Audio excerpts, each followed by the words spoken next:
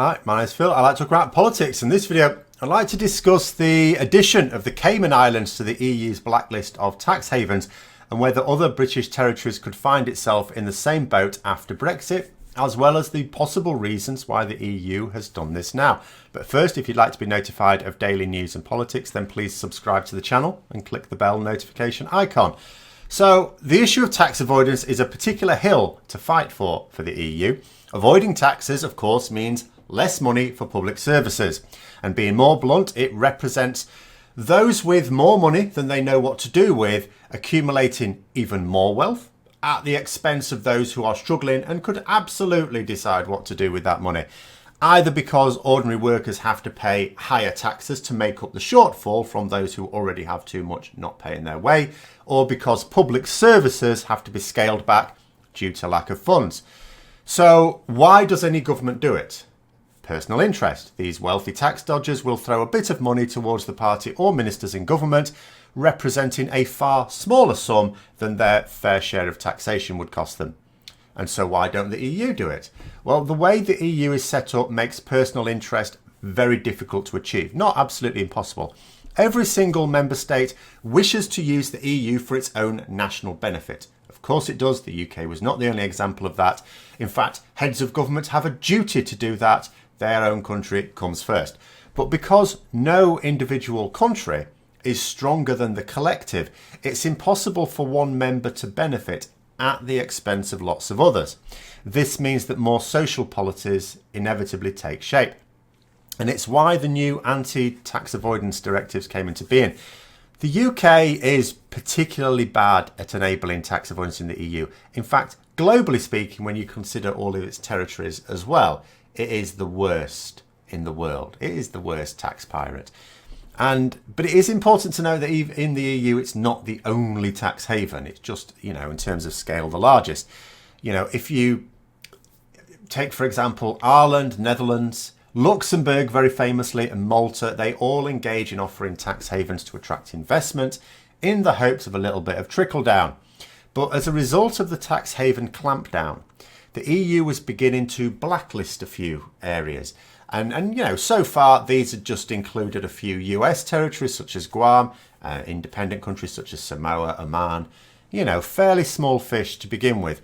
What it wasn't including, of course, were EU territories, because that's something that EU member states are not going to go along with.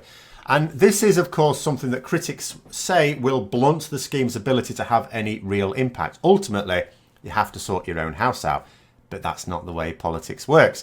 Now, before I get on to how British territories could end up in the EU sites, what does the blacklist actually do? What practical effect does it have? Essentially, what it means is that once blacklisted, all EU member states have to apply some sort of measure. And there's a list. It's like, apply one of these at least, in order to compensate for the tax avoidance they facilitate. It could, for example, include denying deduction of costs, that you don't get to deduct costs because you're hiding money somewhere else. Or it could involve applying higher tax rates. We don't know how much money you've got. We're just going to assume you're squirreling it away, so we're going to apply these. But some punitive measure is supposed to be applied. But it's up to the individual member state which one they apply. Obviously, you would have expected under those circumstances the UK to have applied a very, very light touch, maybe some other countries much harsher touches. In addition, member states, if they really want to go for it, are perfectly free to apply their own measures as well, if they just really want to engage fully with it. So now that the UK is out of the EU, will Britain and Britain's territories start to be affected by these measures? Well, the EU has just announced that the Cayman Islands is being added to the blacklist. It's not there officially just yet at the time I'm doing this video anyway. EU finance ministers are voting on the proposal this week, but they are not expected to turn it down. And this wouldn't have happened before Brexit.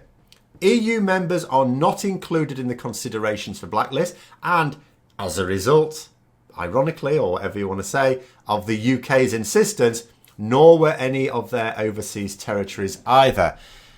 It does seem certain now, once they've added the Cayman Islands, you would think surely others are going to be added to the list in time. So how does this affect ordinary people in Brexit Britain? After all, shouldn't we be pleased? Tax avoiders shouldn't be supported by people on either side of politics. Absolutely.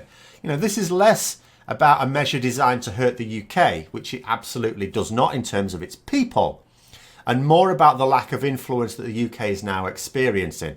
The Cayman Islands, which will be looking after the money of prominent Tories and donors, is no longer protected by the UK.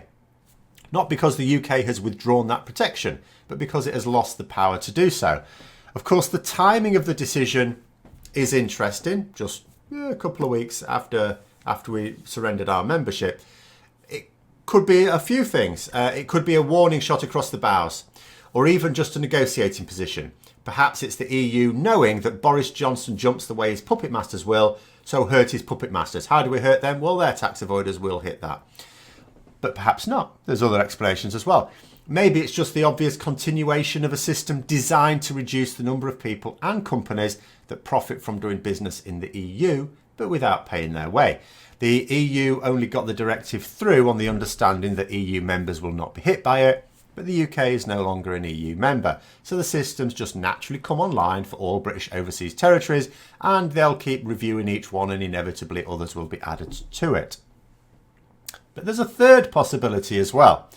As I said, some remaining EU members are tax havens as well, not on the same scale, but there's the same intent.